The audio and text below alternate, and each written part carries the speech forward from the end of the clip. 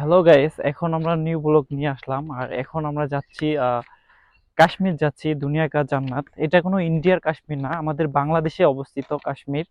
আর এটা হচ্ছে ফেনী মরসরাই, এখান থেকে কিছু পাশে। আর এখন আমি আসছি এখানে, মানে চট্টগ্রাম রুটে।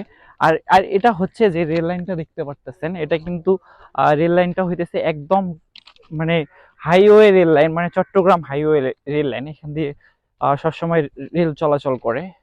যারা চট্টগ্রাম যাবেন এই রেল লাইন দিয়ে যাইতে হবে। আর এই দিকে কিন্তু বিশাল বড় বড় পাহাড় দেখতে পারতেছেন। আর আমি এখানে কয়েকদিনের জন্য অবস্থান করছি, আহ, এবং আমি এখানে কয়েকদিন থাকবো এবং আপনাদেরকে অনেক অনেক সুন্দর সুন্দর ভিডিও নিয়ে আসবো। আর আমার পরিচিত আমার মামা আছে, আর এখানকার স্থানীয় এক বড় ভাই আছে, ওনারা সামনে আছে। ওনারাই আমাদেরকে ঘোরায় নিয়ে বেড়াইতেছে।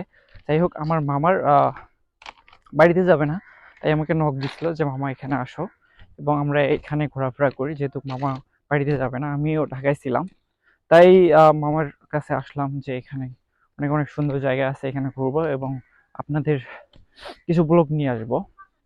ঠিক আমি চলে আসছি।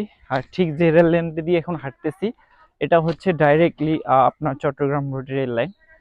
আর এইদিকে দেখেন, এইদিকে কিন্তু বিশাল বড় বড় পাহাড় দেখতে পাচ্ছেন।